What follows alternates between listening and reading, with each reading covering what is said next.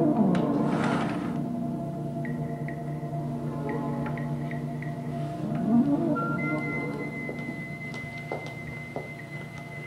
morning, Emily.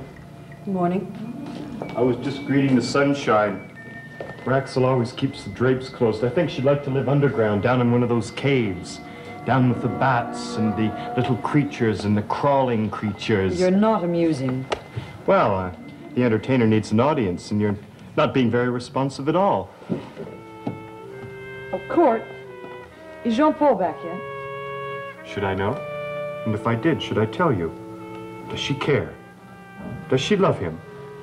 So many questions and no answers. I told you, you're not funny. Well, I think you're funny, Emily. Here you are trying to make some sense of the Desmond family, trying to get a niche in for yourself, trying to dent the heart of Jean-Paul. Don't you know that you're out of the league? Don't you know that you're out of the running? Have you met Agatha? Yes, I have. You know, she's gazing fondly at Jean-Paul. Good morning, cousin. Oh, there's someone in there that wants to see you. Court, Yes? if we were going to explore the river caves, would you join us? Certainly. Yes, I'd like that very much. Do we take along our own provisions? I mean, we're not going to get lost in the labyrinth ways without devouring each other, are we?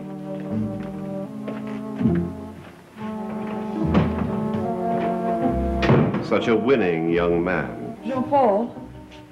Good morning. Did you rest well last night? No, I didn't. I haven't seen you since... Jean-Paul, Laszlo somehow influenced me to show him the secret room. But I can't even remember it. I'm sorry. I wanted to help you, and I've done nothing but cause trouble. You helped me, Emily, by just being here. Jean-Paul, that night when you ran away from me, you told me to leave you alone, to stay away from you. And I'll do that, Jean-Paul, if that's what you want.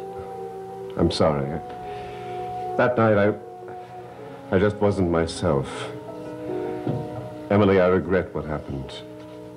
I've tried to be honest with you. You might do the same for me. Emily, I am being honest. Now, I did not mean to hurt you. Do you want me to go, then? I don't know. Emily, if it was my decision alone, I'd say stay as long as you wish, forever. But there are so many things, so many unpleasant things here that my instinct is to say, go. She must go.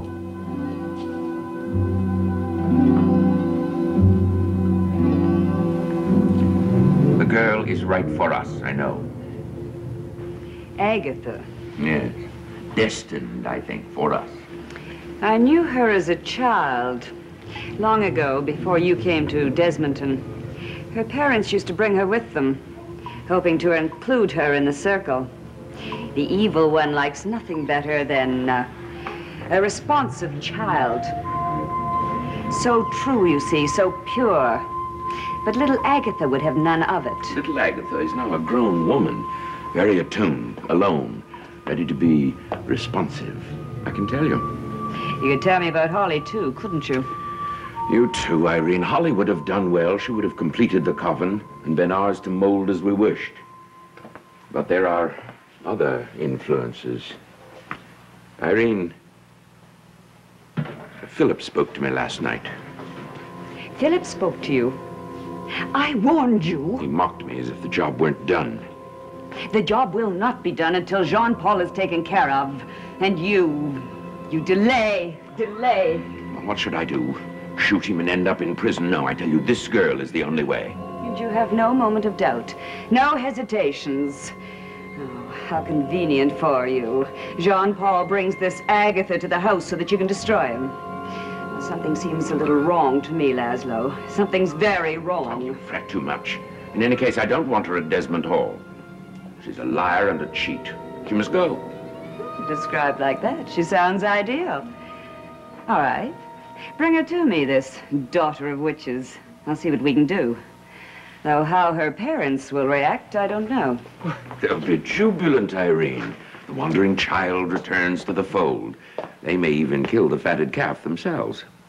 Laszlo, what did Philip say to you? He said I was going to die, presumably by the hand of my stepson. And did this frighten you? Not at all. A voice without a body, a spirit without any hope. No, I fear Kurt worse than I do Philip. But I have plans for him. And the estate is settled and all the money is in his hands.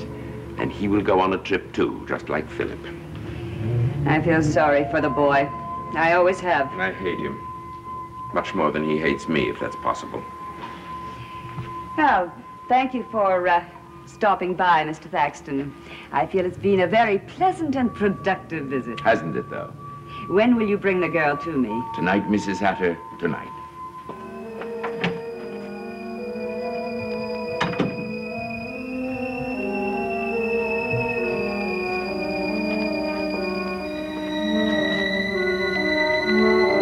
Filthy.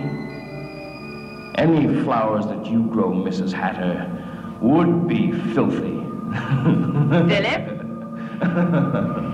You mustn't blame me. Not for anything. I was your friend, you know that.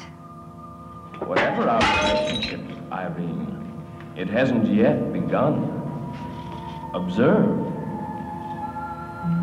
And this, your altar.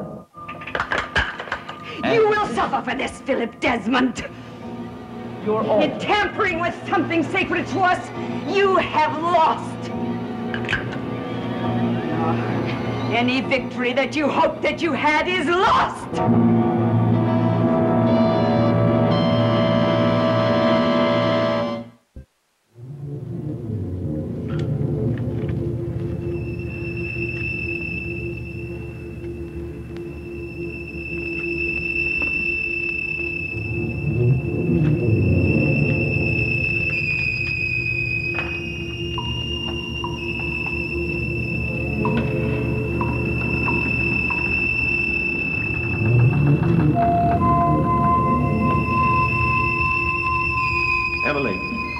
Jean-Paul, I was just collecting my papers. I don't want you in here. Never again. Do you understand? Never again alone. I was just preparing to leave the place as neat as I found it. Well, then leave it now. Take your research papers and your books and go. If you say I must, then I will. Then you must. Now, Emily. This room is to be sealed and no one is to be allowed in here again. What was that? What do you mean? That hissing sound. It sounded like a snake, some huge hissing snake ready to strike. Emily, will you leave? Didn't you hear it? Don't lie to me, Jean-Paul. Yes, I heard it. And Rexel heard it last night. She also saw it. Not in reality, because it is not real. It is some huge, shadowy serpent which has the will to appear and disappear. It almost choked her to death last night. Now come with me. Come! Oh, no, wait. Oh, Jean-Paul! No, Jean-Paul! Emily! Emily!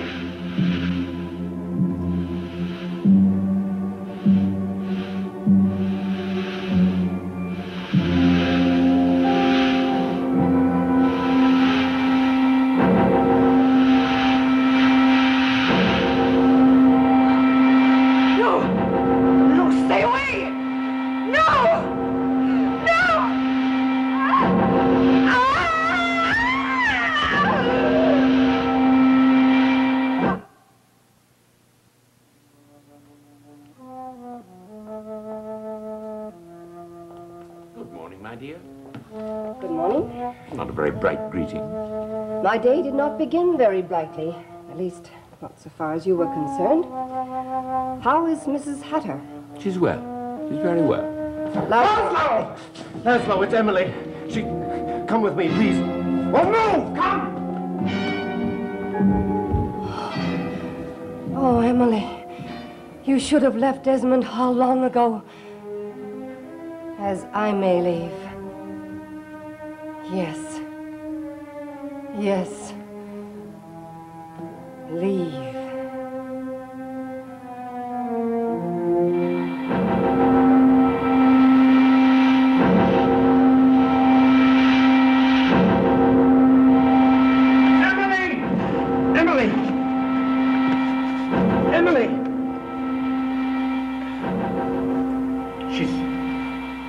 Jean-Paul, there's no pulse. No heartbeat. She's dead.